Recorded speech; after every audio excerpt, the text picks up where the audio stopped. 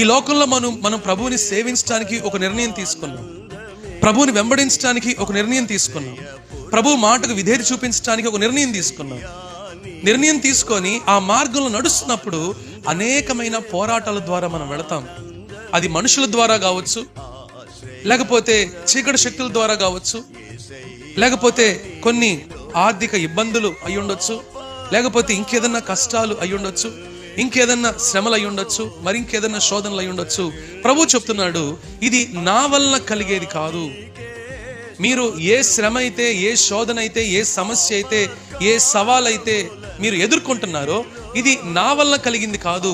నీకు విరోధముగా ఎవరైతే గుంపు కూడుతున్నారో, నీకు విరోధముగా పని చేయడానికి, విరోధంగా ఎందుకు పనిచేస్తారు?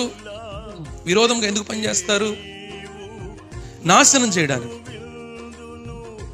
విరోధముగా లేచిన వారు ఎందుకు చేస్తారు? నాశనం చేయడానికి లేస్తారు, లేదా నిందించడానికి, అవమానించడానికి, కృంగదీయడానికి, బాధ పెట్టడానికి, నష్టపరచడానికి, కష్టపెట్టడానికి, ఇలాగ రకరకాల కారణాల చేత మనం దేవుని మార్గం నడుస్తున్నప్పుడు అపవాది మరి ఏ మార్గము ద్వారా అన్నా సరే మనల్ని శోధించే ప్రయత్నం చేయొచ్చు.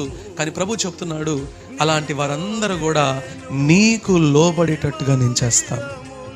హల్లెలూయా. సరెండర్ అంటే అది.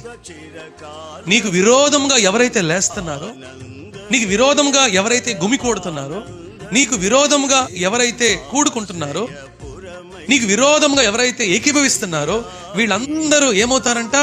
నీకు లోబడేటట్టుగా నేను చేస్తాను. అంటే వాళ్ళ మీద పై చెయ్యి నీకు ఇస్తాను.